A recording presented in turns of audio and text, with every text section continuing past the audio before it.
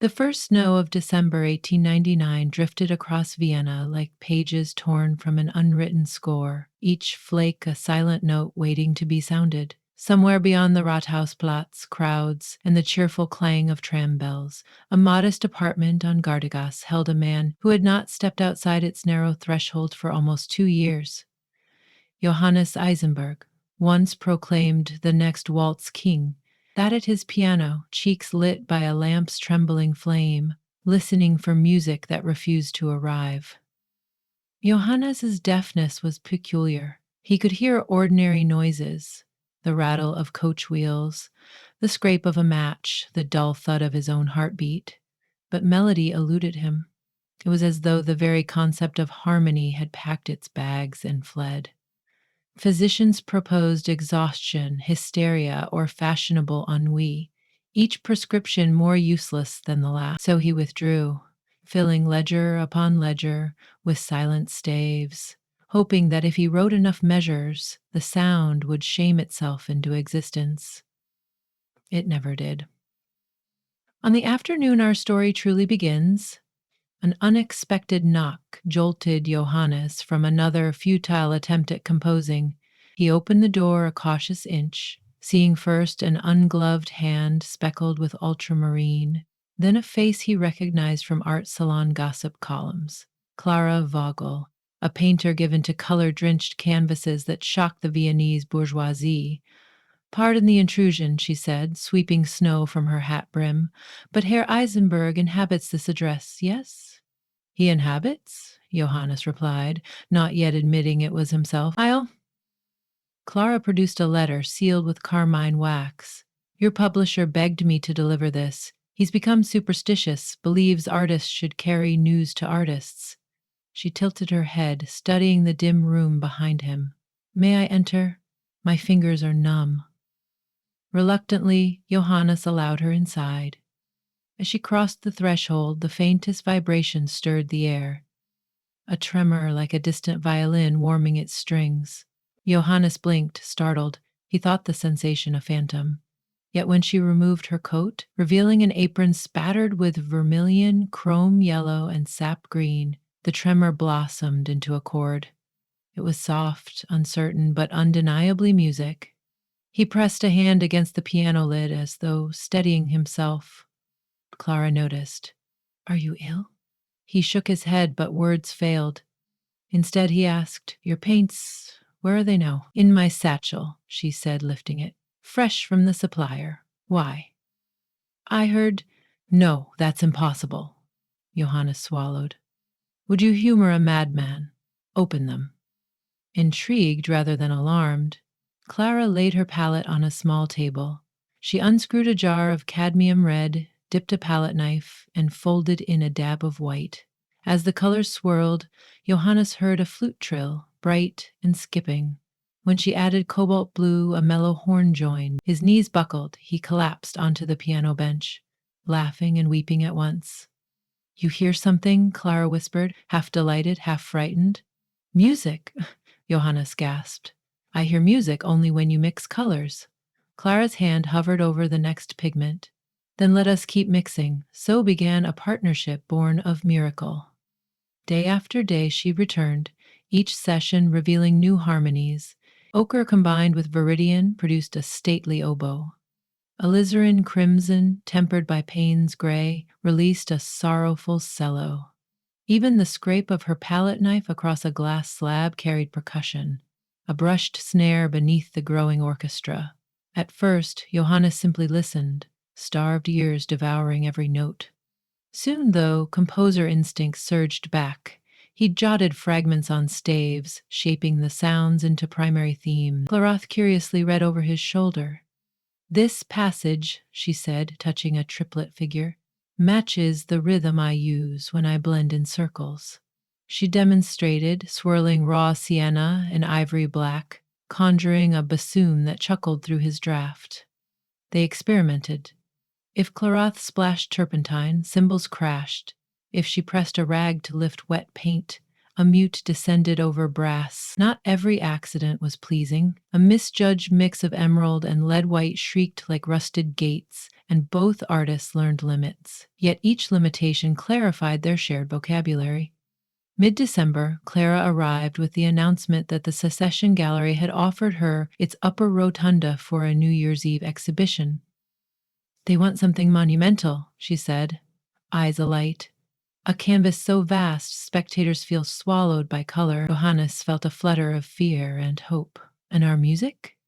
"I will paint it and you will compose it," she replied, as though speaking of fate rather than proposal. "We unveil both at midnight when the century turns. We'll call it a symphony of color and love." He frowned at the word love. They had skirted it thus far, though their collaboration pulsed with intimacy. Glances held too long, hands brushing when exchanging brushes and quills. Yet neither risked naming the feeling. Vienna could be kind to artists, but cruel to lovers who defied decorum. Still, Johannes accepted. "A symphony before fireworks, then," he said, attempting levity. "We must hurry." They rented a cavernous studio behind the Ringstrasse, tall enough to accommodate a canvas 30 feet wide. Enormous windows let in cold light until sundown, when candelabras took over, their flames dancing like treble clefs. Clara's first strokes were measured, almost shy, but as she found the piece's heartbeat, her gestures grew bold. Each sweep of the brush unfurled music inside Johannes' skull, harps rising with gold leaf, timpani rolling under indigo storm clouds. To capture these sounds, he set up a second piano in the studio and staffed a quartet of copyists who, though confused by the odd arrangement, were well paid not to question. Johannes stood beside Clara, listening to the paints, then dashed to the keyboard to improvise, shouting measure numbers to the copyists. A motif born from titanium white flashes evolved into a love theme, luminous yet fragile. Ultramarine shadows replied with a counter-melody of devotion tinged by doubt. Night stole hours, days blurred. They forgot to eat until hunger reminded them by fainting spells. Clara's fingernails were perpetually rainbowed. Johannes's cuffs blackened with notes. Conversations outside the studio faded. No waltz premiere or imperial decree could compete with the private universe they built. As Christmas approached, Vienna hummed with carolers, but Johannes and Clara barely noticed. On the eve, Clara mixed a glaze of rose madder, so delicate it seemed transparent. The moment the pigment touched linseed oil, a solo violin sang a voice so heartfelt, Johannes froze. Clara turned. Their eyes met through the echoing vibrato like two travelers glimpsing home across a vast plain. She set down her brush. "Happy Christmas, Johannes," she whispered. He crossed to her, taking paint-stained hands. "And to you." The violin still hovered between them, sustaining a high harmonic. Johannes realized it would not resolve until they did. Trembling, he leaned forward and Clara met him halfway. The kiss was gentle, tasting of turpentine and winter apples, yet the music burst into fireworks louder than anything New Year's promised. Flutes spiraled, trombones glowed, the entire imagined orchestra thundered approval. When they parted, the violin descended in tender cadence. "We must bottle that sound," Clara teased, cheeks flushed. "We already have," he replied, pointing to his score, where blank staves waited. He inked the moment as a modulating bridge, marking it con amore. In the days following, their affection seeped into creation. Pastel hues produced lullaby woodwinds, while daring slashes of crimson unleashed febrile trumpet fanfares. The symphony grew, not only longer but deeper, exploring devotion's complexities: fear, sacrifice, exultation. Whenever tension surfaced between them, a misunderstood glance, exhaustion's sharp word, Clara mixed colors that betrayed her mood, and Johannes heard dissonance. They learned to apologize through pigment and note. 3 days before New Year's, disaster threatened. A telegram arrived from Johannes's publisher, the Society of Patriotic Music, objects to modern experiment at secession, stop withdraw, or face boycott stop. The Society Guardians of Traditional Viennese Taste considered any collaboration that blurred art forms decadent. Johannes crumpled the paper. They will ruin us, he muttered. Clara merely shrugged, flicking cerulean onto the canvas, releasing a clarinet laugh. Let them try. We have an entire century waiting. Yet that night Johannes tossed sleepless in his garret bed. Doubt once banished returned roaring. What if his hearing vanished again? What if the audience heard nothing but silence? What if love proved fragile outside these paint-scented walls? Dawn found him at the piano, hands shaking so violently he could not strike a chord. At 10 o'clock, Clara entered, saw his pallor, and quietly placed her palette by the keyboard. Without a word, she mixed burnt umber and gold ochre. A warm viola emerged, low and steady, wrapping Johannes in solace. He breathed, tears escaping. She kept mixing, adding Naples yellow to brighten the timbre, until a small chamber ensemble of comfort surrounded him. Only then did she speak. My colors will always sing for you, she said. Even if every concert hall turns us out, we shall still have this. He nodded, courage restored. Together they worked until the final stroke and final bar were complete. New Year's Eve dawned crisp, the Danube reflecting pewter skies. Workers transported the monumental canvas, titled Aufbruch, Departure, through snow-dusted streets like a procession bearing stained glass windows. At the secession, technicians rigged hidden trumpets, harps, and percussion behind a velvet curtain, but the bulk of the symphony would be performed live by a small orchestra Johannes hired, whose members received parts only that afternoon. Copying from the ink still drying, the musicians marveled. Some pages smelled faintly of linseed oil where Clarice's fingerprints had smudged margins.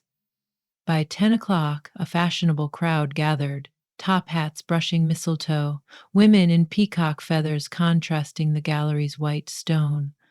Rumor buzzed. Would the reclusive Eisenberg reappear? What audacity had the Vogel girl devised? The Society of Patriotic Music stood at the back, arms folded. Backstage, Johannes adjusted his tailcoat. Clara fastened his collar, leaving a spot of turquoise on starched linen. They laughed, nerves jangling. She wore a simple gown the color of moonlit snow, but her forearms bore paint stains she refused to scrub. Honor badges from the battlefield of art. At 11:30, the doors closed. Electric lamps dimmed, candles cast flicker across gilded molding. The conductor, chosen for his fearlessness, lifted his baton. Clara stepped onto a raised platform before the veiled canvas, brushes in hand, palettes arrayed like organ stops. Gasps rippled. A journalist whispered, "She'll paint even now?" She would, for the unveiling was not only sight and sound but becoming.